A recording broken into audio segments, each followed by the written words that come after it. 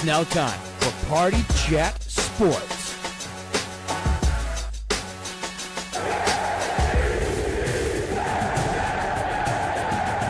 The only thing else I got to say is, how about them Cowboys?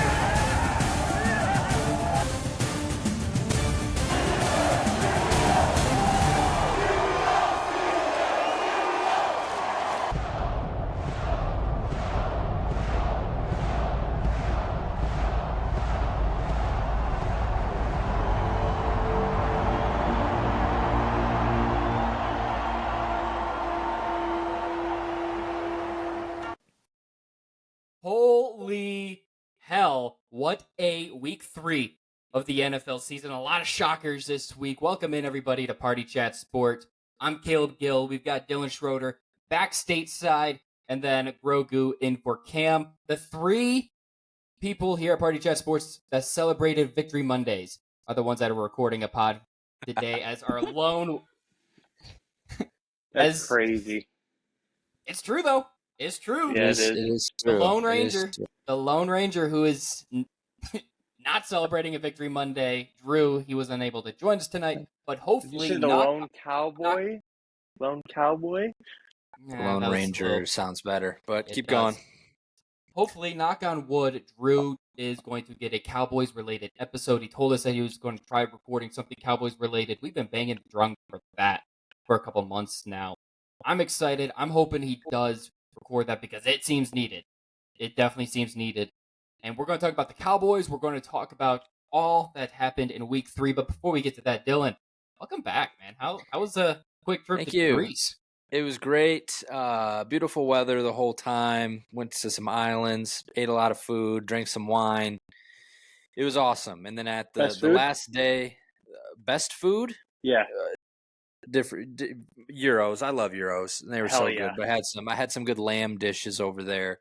Very hard to find beef, you'll discover. Very hard to find beef. But nonetheless, yeah, fantastic trip. Good to be back though. You know, you could feel the time. We were over there for a while. But rather than that, it was good. And on the last day, Sunday night at about 10 o'clock, I'm laying in bed. There's an orchestra like playing outside of our window. We can see the Acropolis, the Parthenon. And I'm streaming the Steelers game on my phone as we moved to 3-0, and it was great. It was fantastic. Couldn't have been a better end to the trip. It was great. Yeah, we've got two teams in this party chat here that are celebrating being 3-0, undefeated through 3 weeks. The other team that is celebrating Victory Monday, though, here at Party Chat Sports, the New York Jets, kicking it off Thursday Night Football against the New England Patriots. And this is a team that, I mean, they haven't won at home against the Patriots since 2015. They got their first win against the Patriots since 2015 in January of this year. Like, the Patriots have been one of many thorns in the Jets' side. Like, just can't get over the hump. And full disclosure, I was only really able to watch the second half of this game. Cam and I were helping Coach JV Thursday night, so we Belt were the only able to ass catch. against Ann Arbor Pioneer. Get wrecked. You gotta Okay. be careful yelling, man. We've got headphones on. It is eardrums. brutal every It's single time sensitive. you do that. But Yeah. yes, Okay. Go Mules. I do care. It's my eardrums. Go Mules. And Dylan's. Go Mules. Go Mules. But I was able to catch the second half.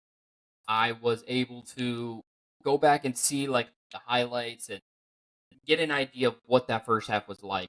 And again, Aaron Rodgers' first touchdown of the season as a New York Jet was to Allen Lazard, and his first touchdown in MetLife as a New York Jet was also to Allen Lazard. It's really good to see Aaron Rodgers looking closer to his former self. I don't think we're not going to see the back-to-back MVP ever again. I don't think. But we're starting to see shades of it as Dillon had to drop out. He's been having some internet issues here, so we'll see how that works out throughout the night. But the Jets, with Aaron Rodgers right now, look like an actual football team, which is crazy. The back-to-back-to-back weeks of 3 touchdowns on offense. 3 offensive touchdowns for the Jets.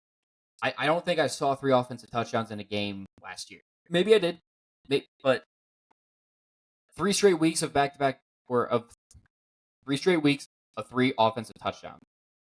Especially in a league right now that is lacking scoring, it's good to see that the Jets are finding ways to get into the end zone and put points on the board. Aaron Rodgers moving around a little bit. That rust seems like it's coming off. That's really good to see. We'll see how that continues as, the normal season wear and tear begins to build. That rust is coming off and shaking off, but the bruises are going to start piling up. So we'll see how that works. The offensive line is starting to gel. There's a lot of positives from this game. And going into this game, there was some people that were like, well, we'll see what the Jets can do against the Patriots. Good run defense. We'll see what they can do. It's the Patriots. After the game, everybody was like, well, it was the Patriots. You're supposed to beat them. What's this? Which one is it? Is it the Patriots are going to be a tough competition for the Jets, or the Jets don't be happy with a 21-point victory over an AFC East rival because it's the Patriots? Like, you can't have it both ways. Gill, you have to be happy about that. Listen, I am. for a team I'm just saying, this is that what other dominates you, outsiders are saying. And it's just like, pick one. You can't have it both ways. no, I hear you on that. I think getting past the first game was the first step. Rodgers is healthy. Now you can roll. You can see what happens. He can get hit now. So for people to say that you should not overreact to this game, listen, I said this multiple times. This country lives and dies on their NFL team and how they're doing. The Jets and the Patriots are rivals. There's some bad blood between them. So you have to respect the rivalry. Like with us with Ohio State and Michigan. If Ohio State wins, I don't care how bad you are or how good you are, I'm going to go ahead and talk every single year on how we beat you. So for you being a Jets fan, go crazy on this. This is a monumental moment. It's a change. You broke a curse. We'll see how many curses get broken. There's a lot. It is good to put an ass. It always feels great to whoop Patriots' ass. We don't do it very often, so I'm definitely happy about that. I like seeing our quarterback throw for 281 yards, complete 27 to 35 passes, and it looked like there was a couple that were left out there.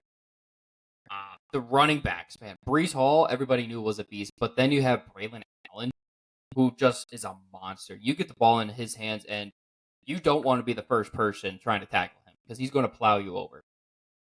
It's We'll insane. find out. I'm a big fan of the two running backs. Mike Williams he's slowly getting involved. Garrett Wilson, they need to try getting the ball to him a little bit more, but after the game, Aaron Rodgers said that the defenses are trying to take away Garrett Wilson. Like, they're trying to take that away. So I get why he's not getting as many touches because the defenses are rolling their coverage that way. And then you have guys like Jeremy Ruckert, Tyler Conklin at tight end. Guys are getting the ball right now. Again, it's only week 3. Okay. Dillon, I go. Here, I should be able to turn it off. Mark time. We'll see how much Dillon we get here tonight, but I'm a really big fan of what I saw. For the Jets, I'm interested to see how they move on, how they continue to improve offensively, defensively. Hey, buddy. Hello. Holy crap. Everyone. Oh my goodness. What's happening? What was that? All right. Wow. I may not be able to do this long because the internet is getting cooked right now. So Just keep doing keep it. going though. Go ahead. We'll keep Go on going. your phone if you need to. The Jets defensively getting 7 sacks, good, but it's also the Patriots. And that's one thing, too.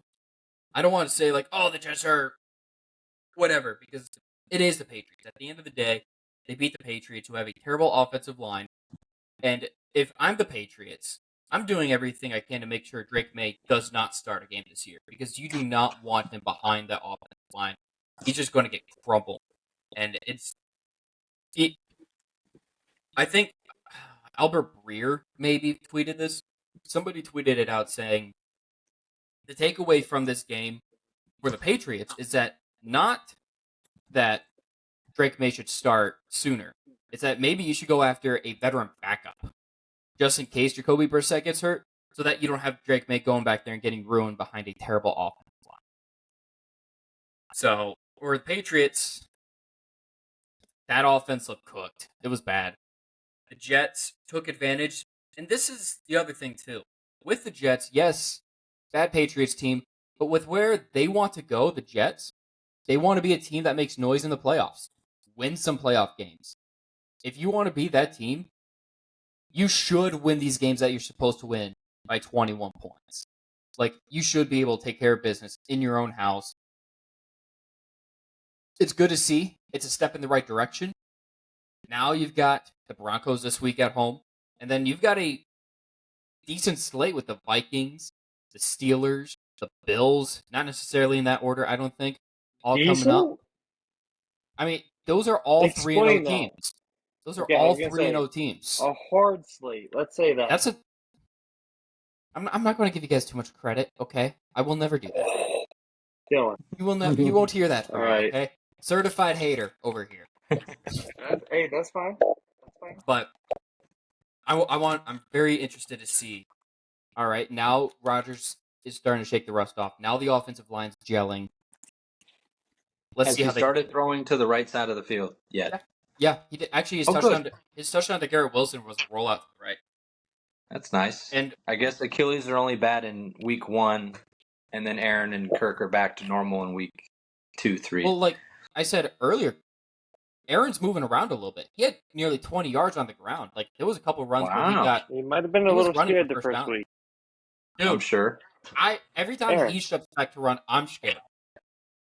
The one thing I love, this is probably going to be the last thing I'll say because I've been rambling on. Yeah, you better wrap it up, dude.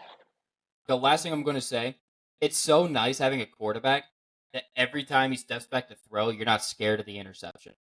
That is new territory. I feel that. That's new territory for me because for the last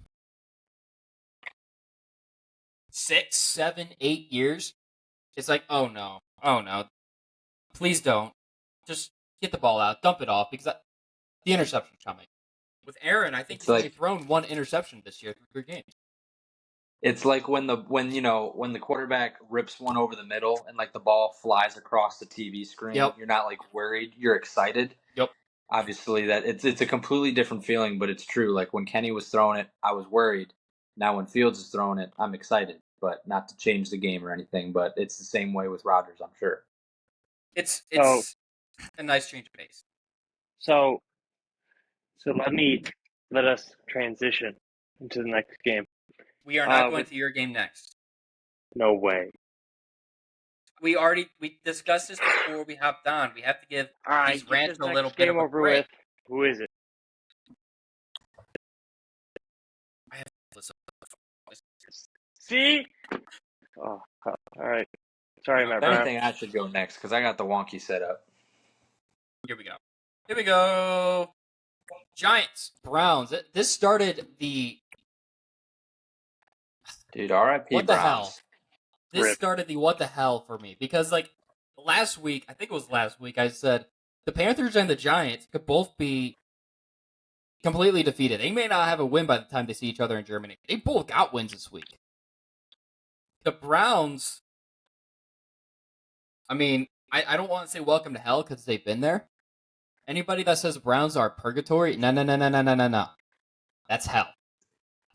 That is hell. Yes. And you know what? I felt bad. The Browns. I felt bad for the Browns until they made a move for number 4. Now it's like, you know what? You kind of had it coming. Yep. I'm not going to go any further on that. 21-15. Oh, hilarious. Oh my, yeah, that's 21-15. 100 IQ. My favorite thing about this, Malik Neighbors, bro. Dude's a beast. He's a dog. If the Same. Giants didn't have him, Daniel Jones made that throw look so much harder than it needed to be, but Neighbors brought it down, and it looked so cool. The one in the corner of the end zone? Yeah. Daniel Jones Yes. was 24, 34, 236 yards, 2 touchdowns. 8 of those catches went to Malik Neighbors for 78 yards, both touchdowns. Like, dude is a candidate for Offensive Rookie of the Year for 3 weeks. Legit. Now, again, 3 weeks. Pump the brakes a little bit. But I hate the you. offense runs through Malik Neighbors as a rookie. Well, yeah. Who else they got? Devin Devin Singletary. Singletary?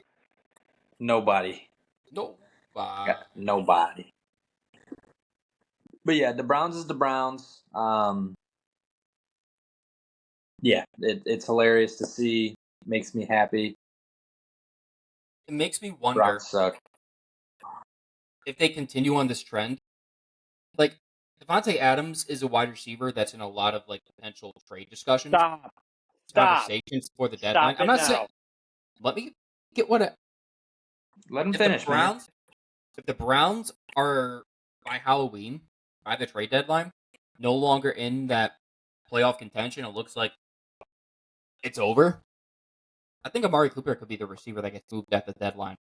Maybe it's not Devontae Adams. Maybe it's both. But if it's one or the other, the way things are progressing right now, I think Cooper's the one that gets moved at the deadline. Somebody's probably going to get moved. I would start putting my bets on Amari Cooper. It's a good point. Yeah, that would be very good for my money league fantasy team. But the one thing I'm gonna say about this game, the Giants are still in poverty. They're gonna fire a couple coaches, and Drew, you're welcome for letting Ed Donatello let the Giants believe that they had a good quarterback, and they will be in poverty this year, next year, and then the year after that. Oh, Good win by them, but they're still going to be in poverty. And it sucks. Yeah, probably. And it sucks that the Giants probably are going to fire a couple coaches because it's not Brian Dable. I think is a good coach. He just is hamstrung to a terrible quarterback. Tyrod was better for him. He was. Tyrod's the GOAT, but Danny DeVito. he's got Or Daniel Tommy Jones DeVito. / Trevor Lawrence under center right now. DeVito sucks. Shut up. I hate Yep. that. DeVito is still better. Which isn't saying much, but he was. I think we've surpassed our times on the Giants. All right. Let's move on. We're going to stay with an East Coast team that also got a victory. The Philadelphia Eagles. What? Barely getting the win over the New Orleans Saints. 15-12.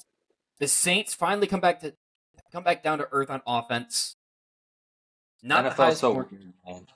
It's usually, I mean, you're not going to score 30 plus every week. At some point, you're going to hit a lag. You're going to hit a lull. And the Eagles were able to take advantage of it. I didn't think either team really played well. Hell, we were talking about Nick Sirianni getting fired during this game because he was making some dumb decisions. Going for it on 4th down. Like, their kicker, I don't even think kicked the field goal. I think. No. It was 15-12, right? Yeah, so they had Jake Elliott kick the extra point and then a 2-point conversion at the end. There was a couple situations where they could have kicked the field goal for points and they just turned it down. Kicker. I don't know. There's not a lot you can say. Nick Sirianni is a bum. I will say that. You're welcome, Drew. I'll say He's it a for clown. you. He's a He's clown. a clown. I thought Jalen Hurts looked okay, but turnovers, man, they're a problem. They are a serious issue. He went 29 of 38 for 311 yards, but he still had the interception. Saquon Barkley, though, has been a good pickup for the Eagles. Now, this is a thing with Saquon. He is, for the last couple of years especially, been a first half of the year running back. and then the miles get put on, and by the time you get the second half of the year, that's where the numbers start to come down. I even think I made this reference how it's perfect for the Eagles, because the Eagles are a first half of the season team. They put up the points and make it look like, oh, look, they're a Super Bowl favorite. And then the second half of the season, it's like, you know what? We overhyped them a little bit. So, like, that Saquon Barkley timeline does fit with the Eagles. They gave him 17 carries. He caught the ball 4 times. That's going to add up. That's going to add up. But no A.J. Brown. Dallas Goedert getting in there. Chris Olave got a tutty. Hell yeah. Derek Carr coming back down to earth. It was a bad game. It really wasn't that great of a game. Saints played like what we all thought the Saints were before the season. And so regression to the mean, I guess, but all right. Well, Here's something not that necessarily with the defense. The defense, It's kind of surprising. But Jalen Hurts is a running back, so yeah, that's true. You're right. it's hard to compare. All right, speaking of things that were surprising, the fact that the Vikings are 3-0. Hold on, let me stop you right there. The Texans. No, we didn't just wallop the Texans. We belt to ass, brother. Belt to ass, brother. I feel like this shouldn't be free the way that. All right, let me talk about this game. I can't see Grogu anymore. Let's get Grogu back in the picture. Oh, all right, Grogu's back. But we're gonna talk about Sam Darnold. Sam, I'm gonna let Gill talk about you without me being a Vikings fan in his head right now. So Gill, go ahead and just talk about Sam Darnold for like a minute. Go ahead. Sam is a guy that's easy to root for. He went to New York. It looked like he was supposed to be our savior. Things didn't work out. He's been bouncing around the league for a while, but he comes in for a couple games, and he seems to do well. And he's created what looks like a journeyman backup career, especially like the Panthers. I keep referring back to the Panthers season because he started off hot, and it looked like he could be the guy there in Carolina. It didn't work out. We'll see how he is in Minnesota, but he's just an easy guy to root for. He's not a prick. He's kind of dumb. I'm not going to lie to you. Like, I've heard some crazy ass rumors about what he was doing at USC, and you just don't get mono from being a good Christian in New York. But other than that, like, there's a reason he's been voted captain a couple times. Players love him. He's got talent. He always has. It's just turnovers. He is Jameis Winston and Brett Favre all have one thing in common. Their first career passes were pick sixes. What do those other guys have in common? Interceptions. Hall of Fame. Were crazy. Jameis Winston's not a Hall of Famer. 30 for 30? Are crazy. That's not Hall of Fame, bro. That's not good. Right. We're not going down that road. We're not 30 going down interceptions is no. Yeah, once you add it. the pregame speeches, Hall of Fame. That's not Hall of Fame worthy, my guy. Let's be real. I'm trying to be real for a second. Nobody gives a shit about Hall of Fame. Just say you are proud of Sam. Go ahead.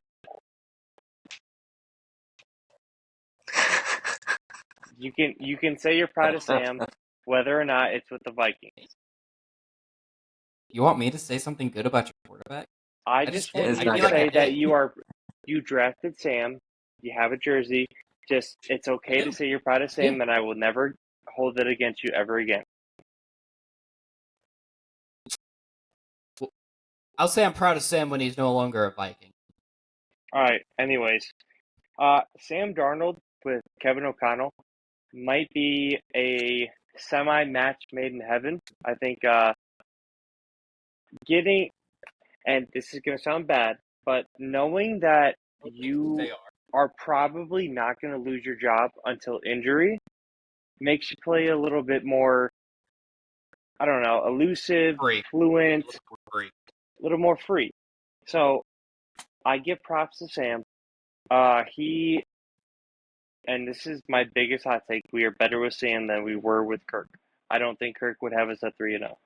Anyways, I have seen, or from watching every single game, Sam has been That more feels elusive. wrong. Sam has been more elusive. Sam Darnold also has been given a better O-line just from another year being together. The O-line has not changed since last year. But The Kirk switch up needs to be studied so much. It Dude, does. no, hold on. Time out. Not just the Kirk switch up, the JJ McCarthy one too. Mm-hmm. Dude was ready to just end it Can I all the finish night this that they game? Would drafted you- him. Buddy said Kirk Cousins was better than Tom Brady, and now he's saying Sam Darnold's better than Kirk Cousins. Dylan, This that's isn't. because I said our country Does that lives mean that and Sam- dies on does that- NFL wins and losses and the pride for your team. Just because you keep saying something doesn't make it true. But does this It's mean true. that Sam Darnold is better than Tom Brady? Is that what you believe? It's tough. Don't think about it. Don't think about it. It's not something Anyway, to think about. Can I finish the game? Can I finish Yes. this Yes. game? Okay. Please. Sam Darnold, very, very proud of you.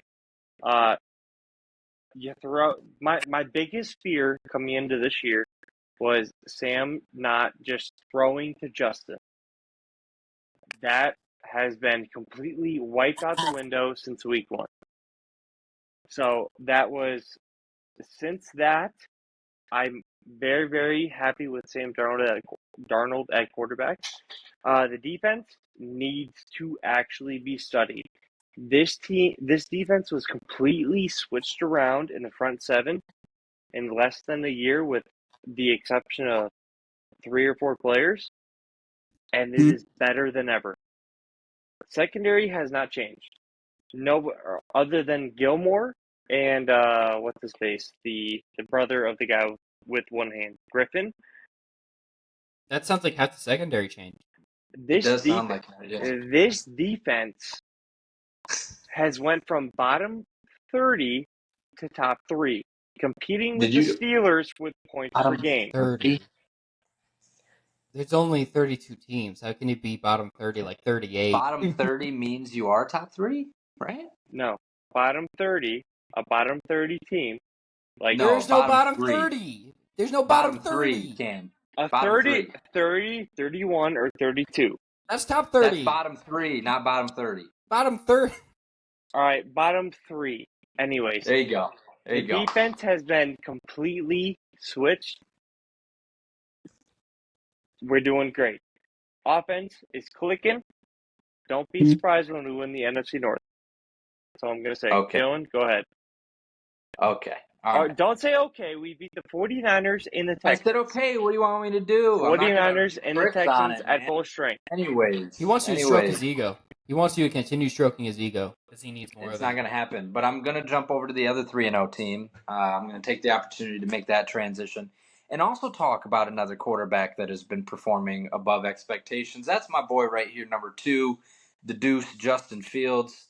Another quarterback that I'm sure Gill is going to say he's proud of for performing well. No, but in all seriousness, Steelers 3-0, moving past the Chargers, pretty much handling them with ease. You know, it was only a 10-point game, but we also need the ball on the 2-yard line at the end. It could have been a 3-possession game easily. And the defense was just utterly dominant. They clamped the Chargers. I think the Chargers only had like 1 yard in the second half or something crazy. If this defense stays healthy all year, they're the best defense in the league. And someone on YouTube I was watching, that franchise guy, he does a little power rankings each week, and he said the Steelers have the best thing in the NFL. Either he said it or Kyle Brandt said it on Good Morning Football, but he has the Steelers defense is the best thing in the NFL. So there's no offense that is better than the Steelers defense, and there's no defense better than the Steelers defense at the moment. And Drew's going to complain. He's going to be like, oh, making declarations week 3 into the season. Well, what else are we supposed to do? Just ignore everything? Gil might also. Ignore everything because your team's 1-2. I don't care. Okay, go worry about it somewhere else. All right, you got to say someone's the best at something at some point. And I said it before the season starts that the Steelers are going to be a top 3 defense, and if they stay healthy, they will continue to do so. Nick Herbig proving my words correct from weeks ago when I said he's the best number 3 in the NFL. He's probably one of the better number 2s in the NFL as well. He got 2 sacks in the game. And yeah, the defense is just unbelievable. And then on the offensive side, Justin Fields is playing phenomenal. And if you're a stat watcher, you're not going to see it because he's had about 120 yards and at least 1 touchdown wiped off by penalties. It could be more touchdowns. So he's got 3 touchdowns to 1 turnover on the year, bunch of yards. He's not averaging 300 yards a game, and he's never going to. That's not the type of quarterback he is. But what he is doing is averaging like 75% or so completion percentage, playing excellent in Arthur Smith's system. And going back to week 1, he was named the starter 2 days before the game, so he didn't really have time to do much in terms of preparation and everything. So he played quite conservative. Week 2 started to open it up a little bit more against the Broncos. And played pretty well. And then in week 3, it was Arthur Smith is really tailoring his offense to Justin Fields now, and Justin Fields is proving why a lot of people were saying that the Falcons should trade for Fields because he would be a great match for Arthur Smith's offensive system, and he is, and he's playing quite well. Good to see other wide receivers not named George Pickens actually do something. Calvin Austin with a little bit of a breakout game. But some of the film from the game is, the middle of the field was getting peppered by Justin Fields. He was going left, right, center. He was throwing the ball everywhere.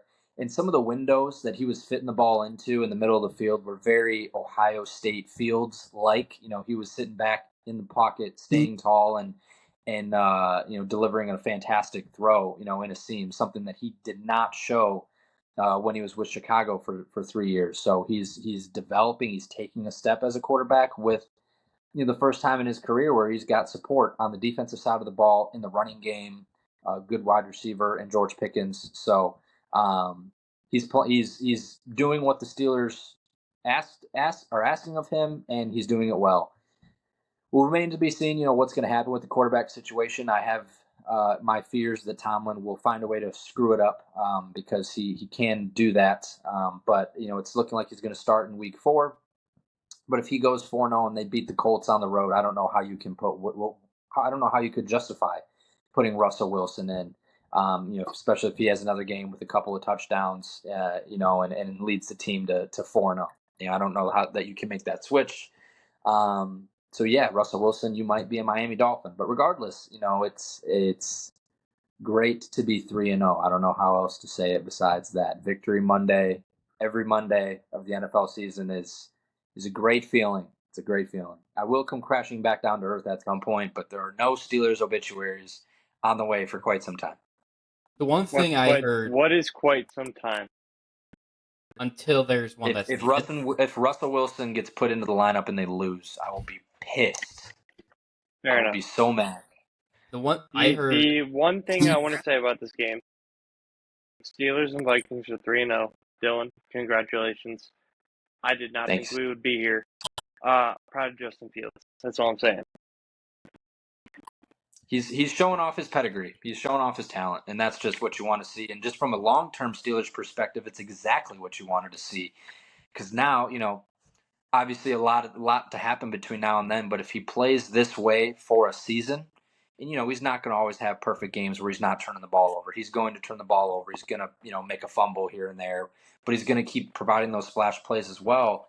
You're looking to sign this guy to a multi-year contract extension for probably not super expensive. I was talking earlier today. I was like, I wonder what that number would be because it's not going to be no $40 million, but is it like, I don't know, 20? Is it 15? It would depend because Derek Carr's making 40. Yeah, it's a tough conversation, but it's something that I think if Fields plays this way the rest of the season, it's what you want to do. Yeah, it depends on the agent because the tag is what, like $22 million for a quarterback, maybe more. It's probably going to be more next year with the quarterback. If you could go like a what was a contract of a quarterback recently? 53. I'm trying to think of. Well, like Brissett's making what, $11 million right now.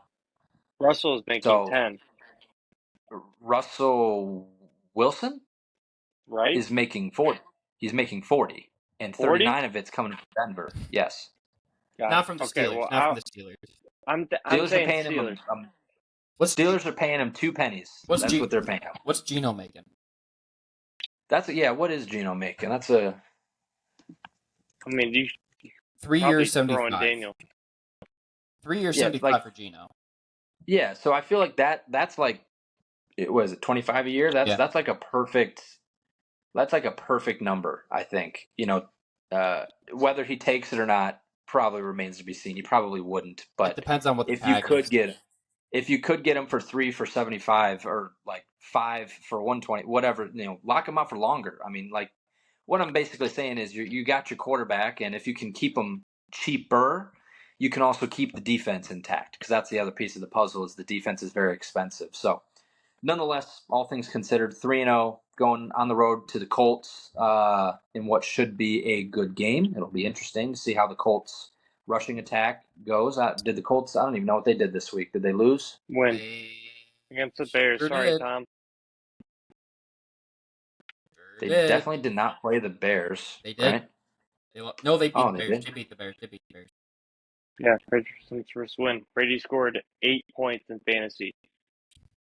Another belt to add. Yeah. So I mean, if the defense continues to play the way they did, Richardson could have some problems. But he's talented, and they got a good rushing game. So we'll see. But yeah, I mean, the way this Steelers team is playing right now, it's going to be ugly every single week. But It's if it Big gets Ten the job football. done, It's Big Ten if it gets the football. job done, yeah, 3-0 so far. So The one thing with Fields that I heard them talking about on one of the ESPN radio guys was you haven't named Fields as a starter yet for the remainder of the year, and he's won this much.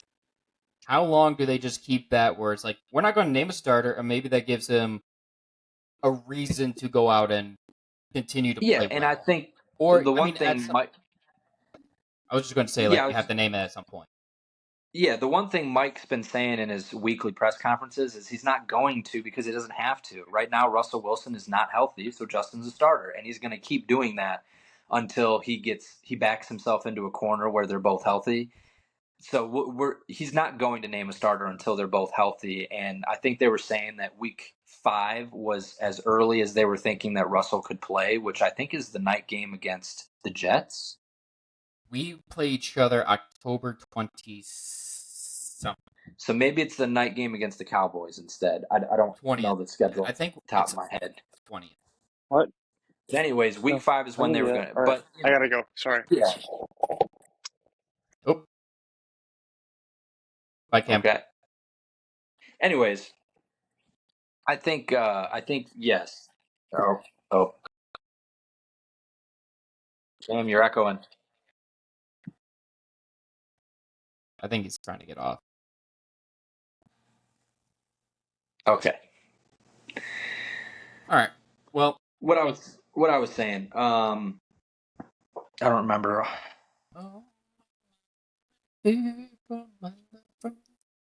Yeah. So Russell Wilson. Yeah. I think it's going to be a week to week thing. Mike's not going to just give one guy the QB1 for the rest of the year. He's going to keep evaluating it on a performance basis. And, he keeps saying that he just wants to keep Justin on week to week. Just, you're starting this week, you're playing the Colts, go kill it. That's all he wants. That's all he wants his quarterback to worry about. Don't worry about the rest of it. That's what Mike's job is to worry about. So, it's, at this point, status quo is okay. You just keep going, doing this thing week to week. And if you keep winning, none of it matters. And that's kind of the outlook. And I think some of it too is Russell Wilson won the starting job. So it's like at some point, he should be able to see the rewards of his labor, or seek those rewards for his labor that he was. But it's the NFL. It's a winning business. If you are not if you are winning, you don't change it up. You don't change up the formula. So and he did the same thing last year when Mason Rudolph went into the lineup and they started winning. He did not come out of the lineup. So you do not. If you play it the same way, it's going to be fine. All right. I don't really have anything to add to that game. It was It's a 30-point game total. The Chargers facing injuries. Lots of injuries. Lots That's of the other thing. injuries. Because once Herbert came out of the game, they were cooked. They weren't doing anything on the Steelers defense. So that's kind of the game was over at that point. But it was already 20-10, I think. So it is what it was. All right, let's move on.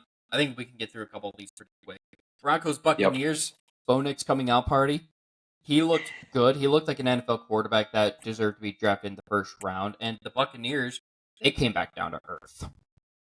Yeah, Baker Mayfield all of a sudden went from looking like really good to like, what happened, Baker? Like, just one of the Steelers writers I follow on Twitter is now a Buccaneers writer because he moved to Florida, and I just read some of his tweets throughout the game, and they were massively disappointed. I think Buccaneers were dealing with some injuries. Like, I think the D lineman Kalijah Cansey and somebody else was out, and it really let the Broncos do their thing. And I think it was one of those games where Sean Payton finally got the game plan that he wanted to surround Bo Nix with, and it wasn't against a Steelers defense in week 2 or his first game ever in week 1. So week 3 they were finally able to, I think, relax a little bit and play well. There was a lot of that this week where it seemed like teams like, all right, now we're 3 weeks in, we can start relaxing, we can start playing our brand of football. Exactly, and I think that was a good example of it. And every NFL team is going to end up winning eventually. You can go 0-16, but it's only happened once or twice. So once, twice. I don't remember the Browns, right? The Browns went 0, yeah. And then teams are going to win at some point. Yeah. Bo Nix still needing a passing touchdown. That's a crazy thing too. We didn't have a quarterback throw a passing touchdown, rookie quarterback, until this week. Until Monday night to an offensive lineman, right? That was the first one of the entire draft class. I want to say Caleb Williams did throw one. Oh, I think you're right. I think you might have. But that's crazy. Yeah, Caleb Williams had it too. Okay. But it's still like this draft class has been interesting through 3 weeks. Bo Nix has looked exactly through the first 2 games. It looked exactly like what you have been saying about Bo Nix, that he's a I was fraud. a Bo Nix hater for sure. Absolutely. This week he looked like a first round quarterback. So it's interesting to see. What's up, Grogu? We're talking about Grogu's back. But Kenny Pickett also looked like a first round quarterback a game or 2. So you never know what's going to happen. Zach Wilson almost beat Tom Brady. Like, yeah, it happens. All right, let's move on to another interesting matchup. Packers Titans. Will Levis, as he's going to get benched at some point. He's got to. He has not been good this year. Outside of one game last year, I made reference to this. I believe I made reference to this last year. He didn't look that good other than one game. And Dylan's phone died. Let's go. But Will Levis has been terrible. Every week we get another ridiculously funny turnover from him. And the Packers, too. Like, you're talking about the Vikings win the NFC North. They don't even have their starting quarterback. And they look... Scoring 5 tutties. 2-1, the Packers are. The last 2 games, they've been missing their starting quarterback. And... Man, I think Drew was onto something last week when he said Mike LaFleur might be the best head coach from that Shanahan tree. Him and McVay definitely are. What Matt LaFleur is doing is really impressive because he's taken Malik Willis, who was booted out of Tennessee, wasn't playing well, and winning with him. And they just picked him up about 3 weeks ago. And they're winning with him. It's really impressive. Like, if you are not impressed with what the Packers are doing, it's not like he's throwing it all over the yard. But still, 13 of 19, 202, a touchdown. He's not turning the ball over. They are building a game plan that's working right now. And you have to be impressed with that. The Titans, they're bad. They're terrible. 0-3, you do have to start thinking about making that quarterback change at some point. And if not for you, and hoping that you can keep your job, for your players. Because the players are going to start being like, all right, well, we are better than this, but we're being held back. And they're going to start being irritated. They're going to revolt. 0-3, I mean, these are competitive dudes, don't like losing. And when you have a guy that's turning the ball over as often as he is, 2 interceptions for Levis this week, you've got to make a change somewhere. And I know it's a first-year head coach of Brian Callahan, but something's got to change. Good win for the Packers, though, and Malik Willis. Jordan Love might be coming back soon, sooner rather than later. We'll see what the stats. Maybe next week. That's crazy. That is crazy if he's back that fast. Mm-hmm. But the Packer quarterbacks, I guess they know how to come back faster than originally intended. Yeah, I'm tired of it. Really tired of it. Is there anything else to add to this Packers-Titans game? Good job, Malik. You finally put yourself on the map after being... And he did it against the team that drafted him, too. Plus, and projected to be, by some people, let that be a statement, a top 5 or first-round pick. Good for Malik. 5 tutties. Good for you. That's all I'm going to say about it. Let's move on to another NFC North game. Bears-Colts. We kind of touched on this one briefly, with the Colts getting the 21-16 victory. Caleb Williams throwing for 2 touchdowns. He's starting to look more like an NFL quarterback. He's still making some boneheaded mistakes. That's going to happen. But also, the Bears' offensive line is atrocious. It is disgusting. The speed option that they ran, first of all, that was a bad play call. Mm-hmm. You do not run a speed option on the goal line, 4th and goal like that. That's terrible. Why you're doing that, I have no idea. But I guess if it works, it works. But you look at that, and the offensive line's nowhere to be found. There's going to be some serious changes in Chicago, and I'm interested to see how fast those changes get here. I don't think Matt Eberflus makes it to, let's say, December. I don't know how much more losing Matt Eberflus can do. Shane Waldron looks like a terrible offensive coordinator hire. Granted, it can take some time for coaches to find their rhythm, find their footing, and see what works and what doesn't. But it's not looking good for everything that's around Caleb Williams and the Bears. Caleb Williams it looked like a great spot for a quarterback. He had a good defense, who had playmakers. Offensive line looked like 3-star wide receivers. Exactly. They had playmakers. It is a studded cast. But the coaching staff will impact. I think he's more name than anything right now. I think more name, but can make the plays if need be. He'll make a few plays here and there. But the offensive line is so bad. It is so bad. And the coaching is terrible, too.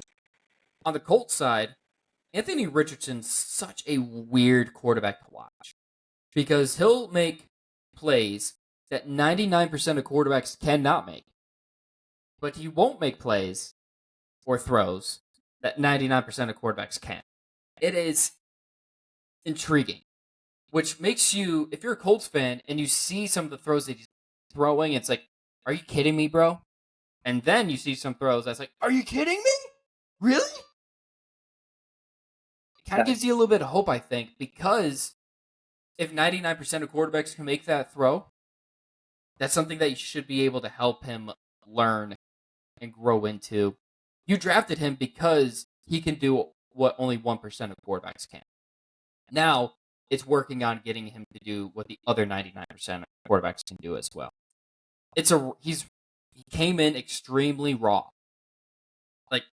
That was a raw prospect for the Colts to take a risk on. And they're 1-2 right now. First win of the season for the Colts. Good win, but there's still a lot of things to work on. Jonathan Taylor had a good game as well. 110 yards on the ground with 2 touchdowns. It's nice to see him picking it up a little bit. Also, back to the Bears.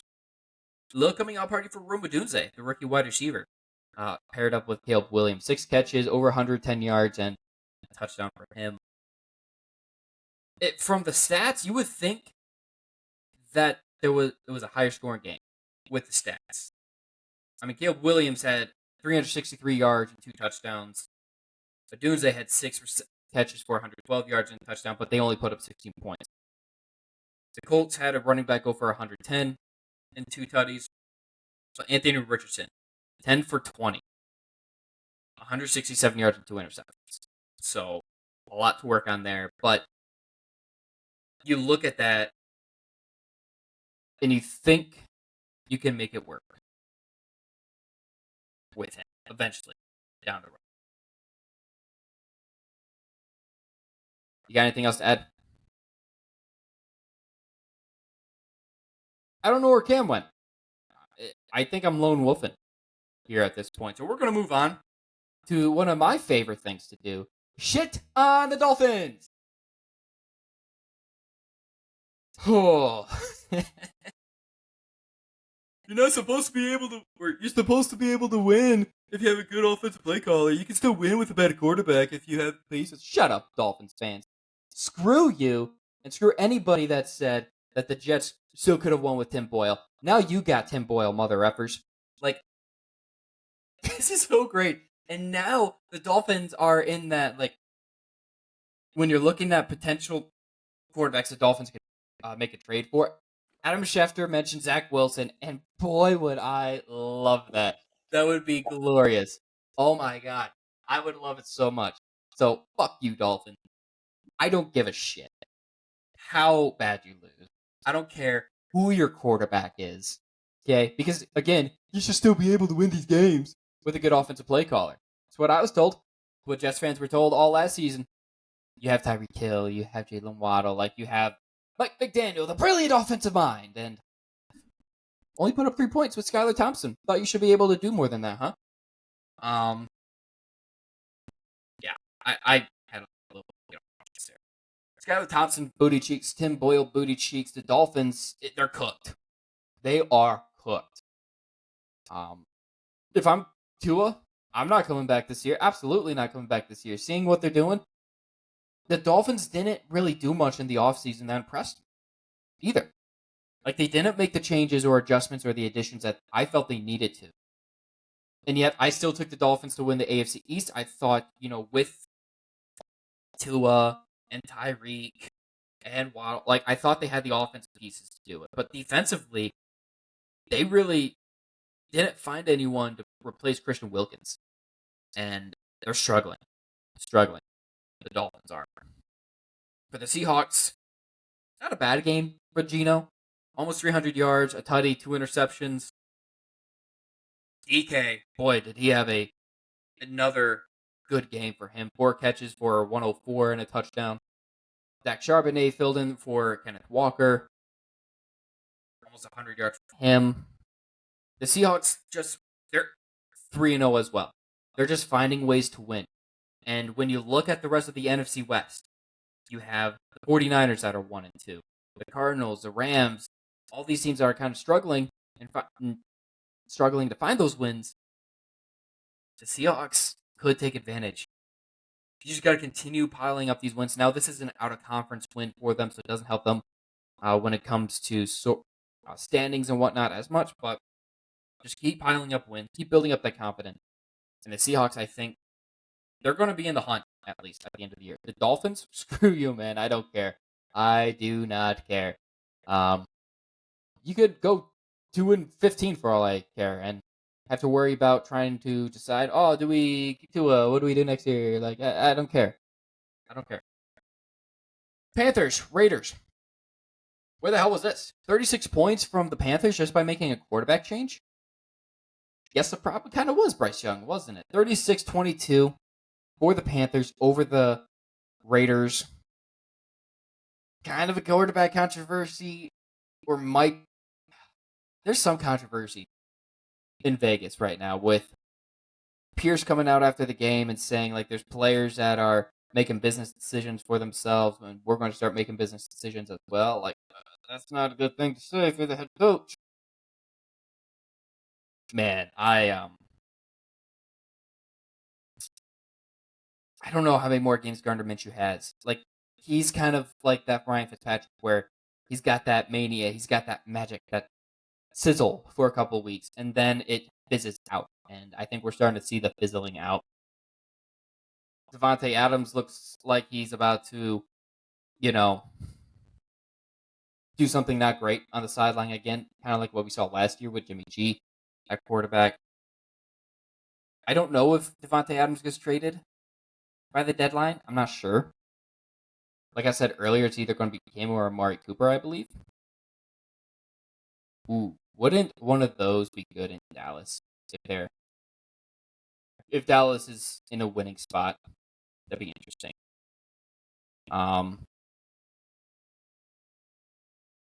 Cam, if you're talking, I cannot hear you. I'm just saying that right now.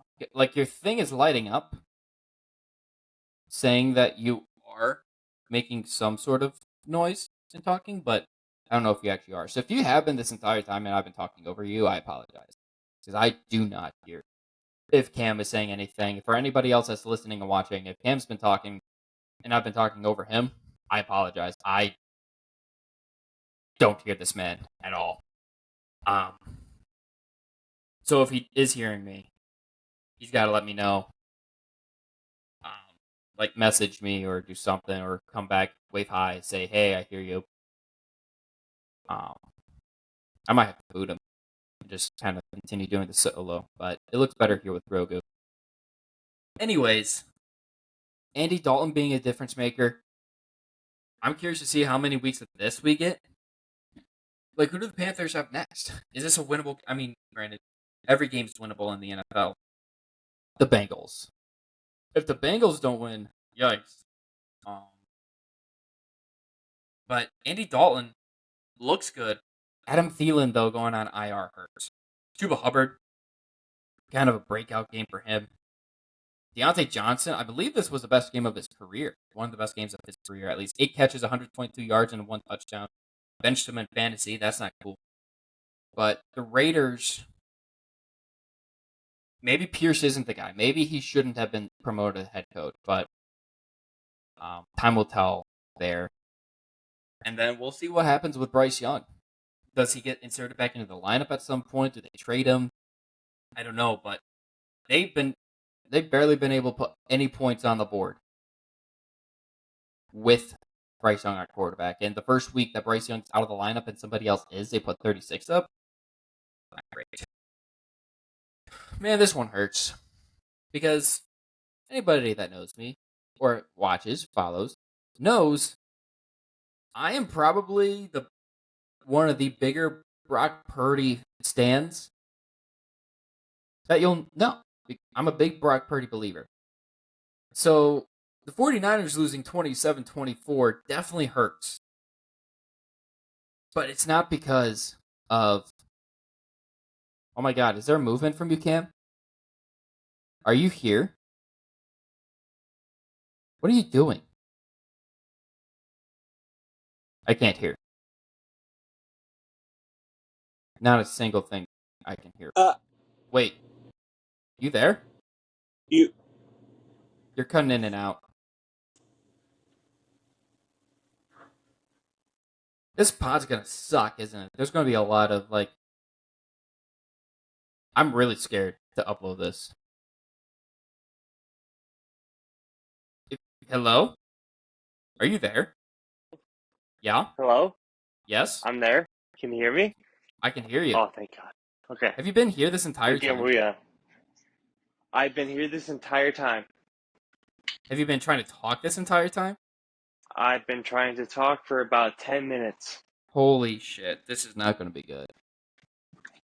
Right. This is scary. Oh my God. I don't like it, but This is scary. We'll keep trucking. We are starting the 49ers Rams right now, and how I'm getting to how this was not Brock Purdy's fault at all. Like, I thought Brock Purdy played well, but they've got some bum-ass receivers like that douche canoe Ronnie Bell. Bum-ass Ronnie Bell.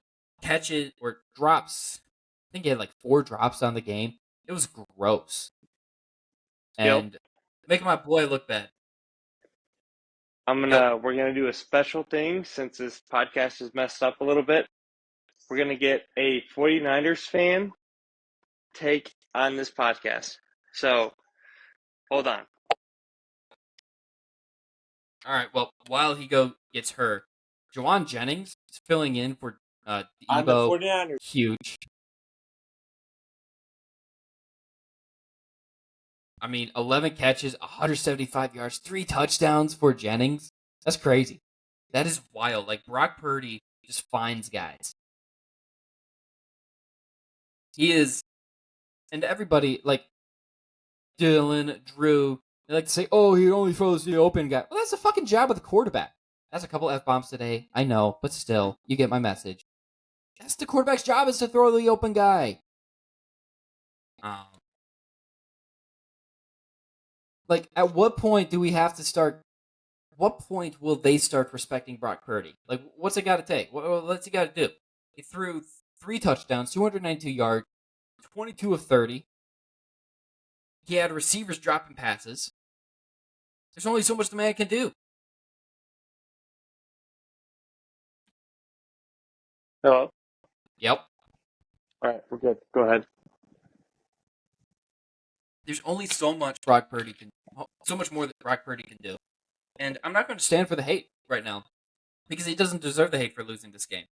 I blame the defense for choking, especially at the end there. Like, all they had to do was get a stop. Yes, the offense could have made it easier for the defense. But I blame, again, bum-ass Ronnie Bell for dropping the pass. The defense choked. Flat out choked. And there's a clip of, I believe it's Javon Hargrave, where you can see just giving up. And he's just standing there, not even putting in an effort. I'm curious to see how much more of that 49ers have, where guys just aren't trying right now. But Brock Purdy, he's a dog. I don't care that they're 1-2. I don't care that they always have these great players. Christian McCaffrey's not there. George Kittle, I don't think played. Deebo Samuel, not playing. Trent Williams got hurt at one point. Like, what's the man got to do? What's he got to do to earn people's respect here at Party Jet Sports? I just don't get it. On the other side, a man that does have a lot of people's respect here at Party Jet Sports, Matt Stafford. Another comeback win for him. I mean, he's the... if you look at current quarterbacks in the league, he's got more comeback victories than anybody else. I think he's like 4th or something like that all time. Like, and part of that too is because he played on a bad Lions team. But the dude just knows how to come in from behind and get those wins. He is very good at clutching it up. I guess it's just me. All right, we're going solo for a minute, at least for a minute. This is probably about to be a really bad episode, so I do apologize for that. But Matthew Stafford, you do have to give him the props because he too. Like, I just mentioned the guys the 49ers are missing. The Rams are missing like an entire side of the ball. No Cooper Kupp. Like, there's so many. No Puka Nacua. Offensive line's disintegrated. The Rams, 1-2, got a huge win. Sean McVay did over his boy Kyle Shanahan, and both 1-2 right now. So, good win for the Rams. We'll see what the 49ers do moving forward, how they bounce back if they're able to. I mean, they got the win against the Jets week 1, and then since then, the Vikings, they've lost 23-17, the Rams 27-4. They have the Patriots this week. That should be a win to even it up at 2-2 apiece. We'll see. Both teams coming off the losses there. We're starting to get near the end here. Lions Cardinals.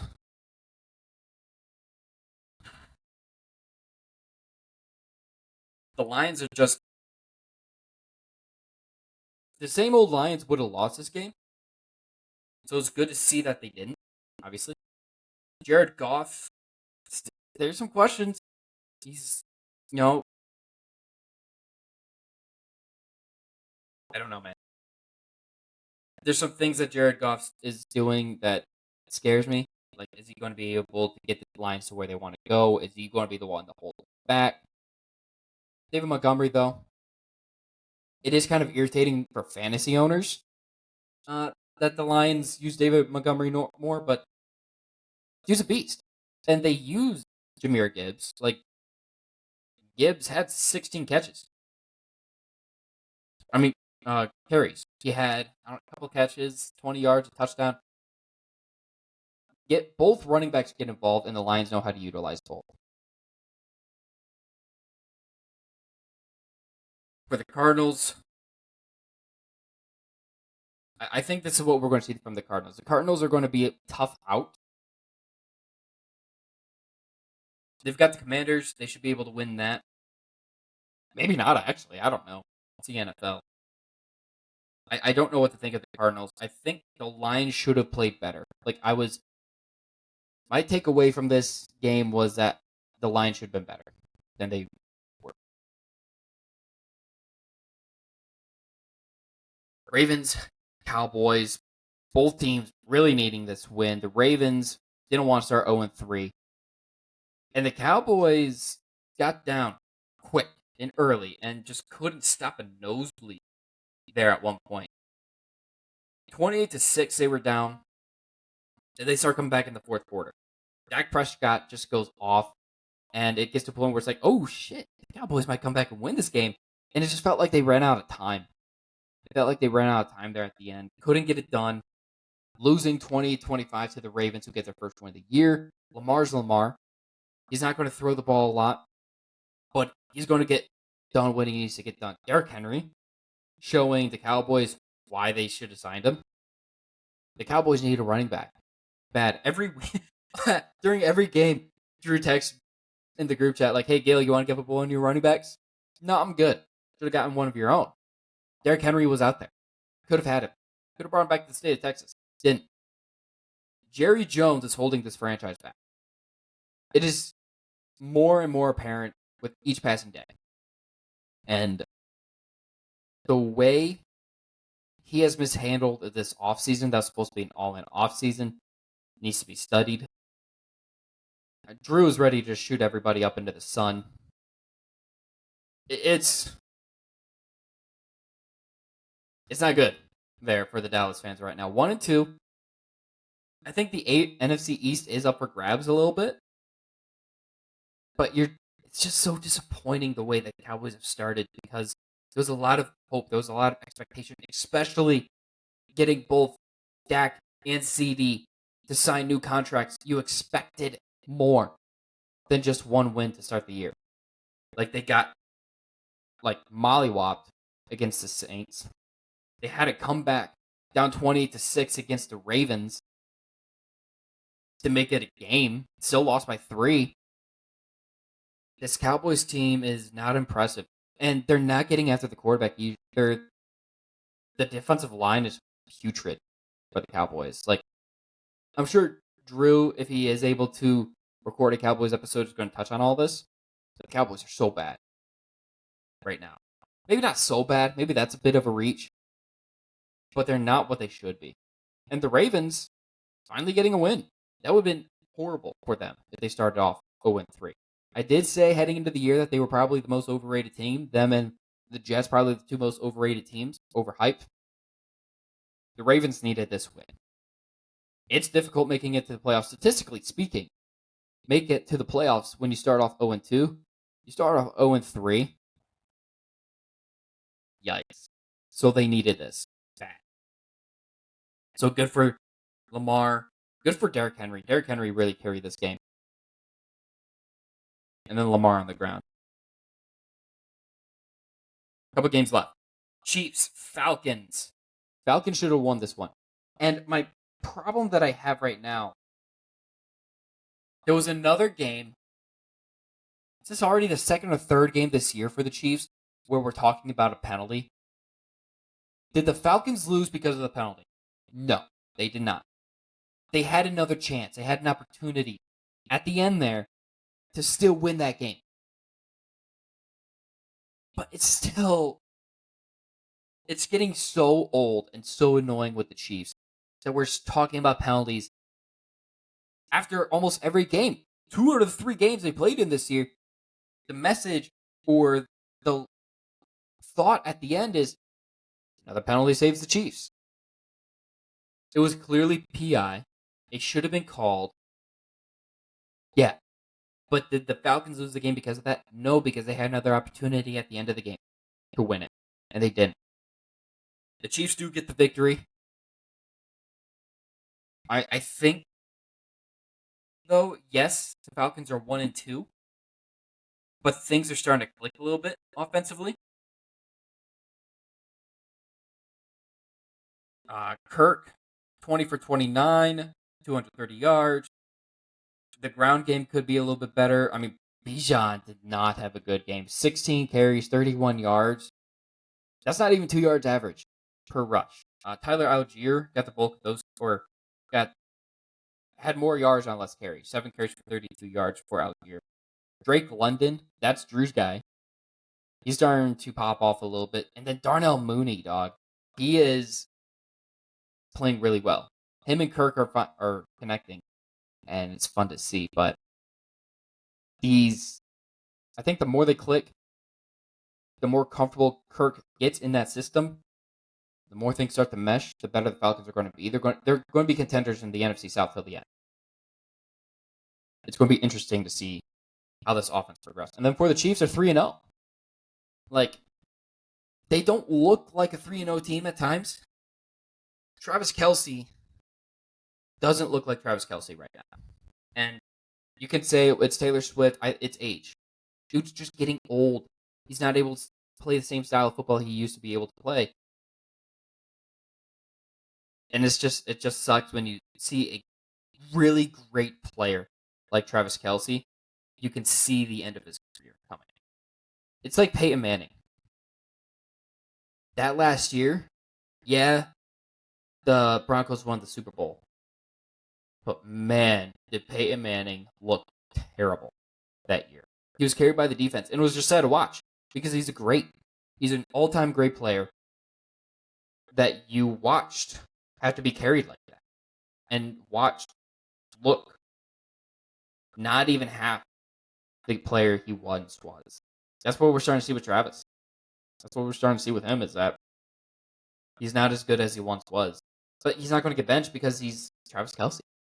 You don't bench a Hall of Famer like that. I do think this is his last year, though. I don't think he plays unless something magical happens at the end of the year and he gets some sort of drug that's like, woohoo! I'm young again. I think this is the last year. Regardless, especially if the Chiefs three-peat it.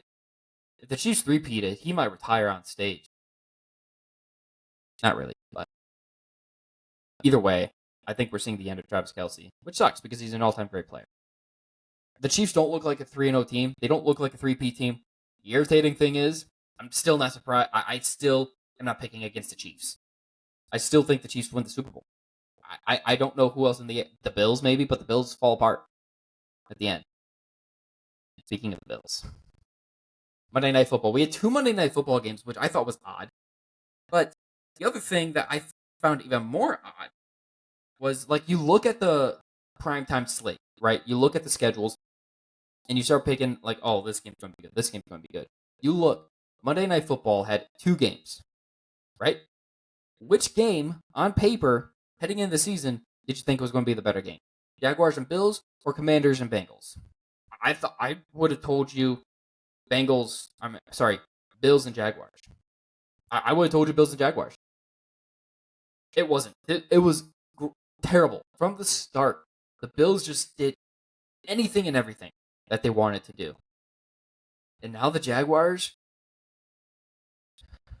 ooh, you're talking about things getting ugly. Trevor Lawrence looks bad.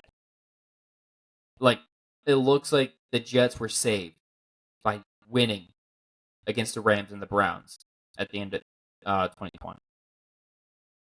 So that they didn't draft Trevor Lawrence. Like, it looks bad. And then Doug Peterson, I think it's not long before he gets canned. They haven't won since Thanksgiving. Guys, That 8 weeks, 8 NFL games that they've lost in a row. You cannot have jobs when you are losing that often and not getting wins in the middle. The Jaguars are a poverty franchise, and they will be with that ownership group. The other thing with the Jaguars, too, right now, when's their next win come? They go to the Texans. The Texans just got embarrassed. They're not going to lose. The Texans are not going to lose to the Jaguars. They host the Colts, maybe. They go to the Chicago Bears, maybe. And then they host the Patriots. That should be winnable. Those are 3 winnable games after the Texans game. But after the Texans game, you probably start 0-4. You really think a team that goes 0-4 is just going to string along 3 wins? I don't see it happening. And then if you start 0-4, you haven't won since Thanksgiving. How many more games does Doug Peterson have as a head coach? And then, how many more games does Trevor Lawrence have as a starting quarterback this year? Because if they make a quarter or a head coach change, the head coach is probably coming in saying that, I can fix Trevor Lawrence. And he's going to have to, because they just gave Trevor Lawrence a huge contract extension. They just made him one of the highest paid quarterbacks in the league, overpaid by a mile. They're tied to him. Does he get benched this year? I don't know. It's I don't know, man.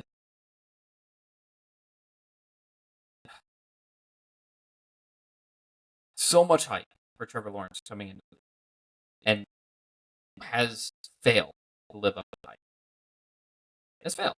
He has. It's fair to say that he has failed to live up to the hype. I'm trying to find his scoring right now. It got ugly. And the Bills, they look like a buzzsaw right now. Like, who wants to play the Bills? Here's the Bills' 3 games through this season so far. They come back to win against the Cardinals 38-24. They beat the living hell out of the Dolphins in primetime 31-10. And then they beat the Jaguars 47-10 in primetime. They've got the Ravens Sunday Night Football next week. That should be a good game, but I think these next couple of games are going to tell us a lot about the Bills and who they are. Are they a team that's feasting on, bad opponents? Or are they legit? Because they go to the Ravens Sunday Night Football. They go to Houston. And then they go to the Bills. They are the Bills. They go to the Jets for Monday Night Football. Those are their next 3 games. Those are 3 teams that were projected to be potential playoff teams heading into this season. We're going to find out a lot about who the Bills are. Right now, they look like a team you don't want to mess with. And the scary thing, too, is Josh Allen is throwing to guys. It almost reminds me of like Cam Newton at Auburn. Who the hell was Cam Newton throwing to? Who the hell is Josh Allen throwing to? Khalil Shakir? Like, these are, I don't want to say nobodies because they made it to the league, but they're not known players. They're not named guys. Maybe that's better. Maybe that's better for Josh Allen because he doesn't have to force the ball to somebody like Stephon Diggs. He can just kind of throw it around to whoever is open. So, I don't know, man. I don't want to play the Bills. I don't want to have to play the Bills anytime soon. I wouldn't want to. Last game, 38-33. The Commanders getting the win against the Bengals. The Bengals have been probably one of the league's most disappointing teams so far. 0-3. They were hanging their hat on the fact that they almost beat the Chiefs. This week, they couldn't beat the Commanders. They couldn't beat a rookie quarterback. Jaden Daniels looked legit last night. But how much of that was Jaden Daniels looking legit? And how much of it was the Bengals defense just not being able to stop anything? Nothing. So bad from that Bengals defense. They couldn't get pass rush at all. I think they blitzed 11 times. They had a pass rush win rate of like 9%. Like, it was atrocious. If what the stats I saw were accurate. You have to, especially after a rookie quarterback, you would think that you would try putting more pressure on him, getting in his face a little bit more. Granted, the one touchdown pass to Terry McLaurin, the dude was right in his face as he let go of that. But this game was not on Joe Burrow. Joe Burrow did everything. It's like Brock Purdy, man. It's kind of my takeaway from this game is that Joe Burrow was like Brock Purdy. Which is a weird sentence to say, actually. You would think it'd be the other way around. Joe Burrow's not the reason. He did everything he could. He put up 33 points in the NFL. That should be enough to win you football games. If you cannot win with 30-plus points in the NFL, it's not on the quarterback. It's not on the offense. It's on the defense. Plain and simple. Jamar Chase, huge game for him. Been looking for that. T. Higgins was getting involved a little near the end. It was good to see Joe Burrow play like that. It really sucks that it didn't result in a win for the Bengals. Dillon did have one thing to add. He said, "My only other message is that the Bengals are frauds, and I love it." Quote. "That's what happens when you don't pay anybody on your defense." End quote. From Dillon about the Cincinnati Bengals. And it's true. The Bengals have let Jesse Bates walk. They've let these players walk on defense. Haven't brought anybody else in. The way bad ownership ruins good teams. The Jaguars, Bengals, the New York franchises. They've been bad forever. The Dolphins. You look at teams that are bad, historically, for a longer period of time. Not just bad this year. Like, it's one thing to have a bad year, and then it's another thing to be bad, right? One thing they tend to have in common is ownership. Bengals have a bad ownership group. They have bad people that are running their football operation, their football team, and it leads to decisions like not paying your defensive players being made. So that's a very good point. The Bengals 0-3. If they don't beat the Panthers, they're probably cooked already. It's hard for me to envision them making the playoffs after starting 0-3. They start off 0-4 with a loss to the Panthers. People are going to start losing their jobs. And it might be gut reaction stuff, but it's the National Football League. It's what happens. On the Commander side, though, Jaden Daniels only had 2 incomplete passes. And dude was throwing dots. Like, it's one thing to dink and dunk and throw short of the sticks and throw those short intermediate routes like 5-yard hitches and slants and ins and outs and stuff like that. It's another thing to be that accurate down the field as well. And the Terry McLaurin, dude has been waiting for somebody that can get him the ball consistently. He deserves it. He's such a great guy. It was good to see him have as good of a game as he did. Jaden Daniels, man. He looks like the best rookie quarterback so far. After 3 weeks. But, yeah, there's not much more to say there. As impressive as the Commanders look, the Bengals defense looked that much more unimpressive. It's kind of my takeaway. So, before we wrap up, we've got 3 AFC teams that are 3-0. The Bills, the Chiefs, and the Steelers. And then we've got 2 NFC teams that are 3-0. The Seahawks and the Vikings. So, gut reaction, not going to give explanations. Buying and selling. Okay? Am I buying these teams or am I selling these teams that are 3-0? Let's start in the NFC because I already have it up on my phone. I think I'm selling on both these teams. I'm selling on both the Seahawks and the Vikings. And then I'm buying the Bills, buying the Chiefs. Sorry, Dillon, I'm not buying the Steelers. And you can say this because I'm a hater. You know, if we're selling on both the Steelers and the Vikings, but, you know, that's just my opinion. And then sounding the alarms right now on the Bengals, the Jaguars, some of these teams like the Cowboys, sounding the alarm on them. 49ers were close. And then some of these teams were I just think they were probably going to be bad anyways. Like the Giants, I'm not sounding the alarm because I already thought they were going to be bad. Like them starting 1-2 is not shocking. The Raiders starting 1-2, the Broncos, like they're not shocking. The Browns, we've been sounding that alarm for a while. The Titans, sounding the alarm on Malik Willis. But that was your week 3 recap. We'll see how this episode looks. We'll see how this looks once it's all up, done, ready, and uploaded. Next week is our 100th episode here at Party Chat Sports, our 100th podcast episode. I'm looking forward to it. Hopefully, we should be able to get all 4 of us here. So hopefully, we're all able to get together for that. Going to try throwing a couple things on there. Trying to do some, add some fun content for you for our 100th podcast episode. So stay tuned for that. Hopefully, Drew is able to get a Cowboys video up. We're going to try getting I know we weren't able to get parlays up for the last 2 weeks. Try getting that back on track this week here at Party Chat Sport. And, of course, anything else that pops up. Make sure you stay tuned to the feed at Twitter, at Party Chat Sports. You can follow us there. On TikTok, we've definitely got some TikToks that you might enjoy and might like, so make sure you go check those out. And then also, wherever you get your podcast, wherever you listen, and then also watch us on YouTube, all at Party Chat Sports. Until next time, have a great rest of your week. Hopefully, you enjoyed week 3. Start week 4 tomorrow. All right, let's have a good week 4. Starting off with the Cowboys and the Giants. Yikes. We'll see how that goes. Now, unless your team is playing ours, hopefully you guys have success. And the next time we speak to you, you'll be celebrating Victory Monday with us. But until then, have a good one. Peace.